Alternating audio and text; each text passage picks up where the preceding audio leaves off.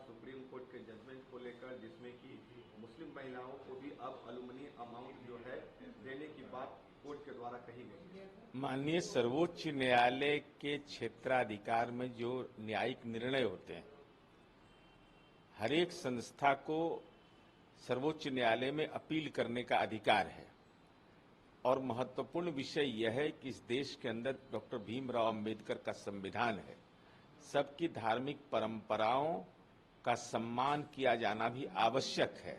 ऐसी स्थिति में माननीय सर्वोच्च न्यायालय तो सर्वोच्च निकाय है, तो स्वाभाविक रूप से अगर कोई मुस्लिम पर्सनल लॉ बोर्ड ने फैसला लिया है तो ये उनका फैसला है, और सबके अधिकार और सबके सम्मान का और धार्मिक परंपराओं का देश में जो विविधता में एकता है, इसको दृष्टिगत रख करके ही निर्णय लिया जाना आवश्यक है।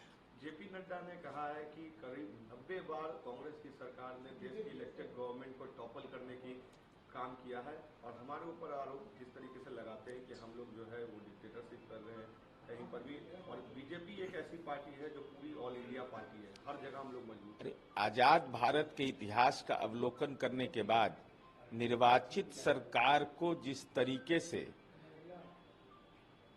केंद्र की सरकार, जो कांग्रेस की सरकार है, उसने दमनात्मक रुख अपना करके विधायकों को तोड़ करके वैकल्पिक सरकार का गठन किया है। इसी बिहार में उदाहरण है कि बूटा सिंह यहां राज्य के गवर्नर थे, रात में, काली रात में लोकतंत्र की हत्या कर दी गई। तो साक्षात उदाहरण है।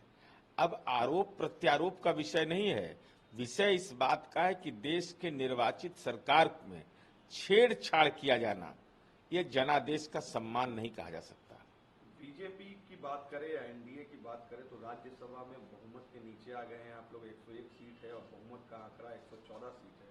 ऐसे में इंडिया गठबंधन कहीं ना कहीं आप लोग पर दबाव बना सकता है राज्यसभा कि राज्यसभा में पर्याप्त बहुमत न होना एक अलग विषय है, लेकिन लोकसभा में देश की जनता ने आदरणीय नरेंद्र मोदी को तीसरी बार प्रधानमंत्री बनने का मौका दिया।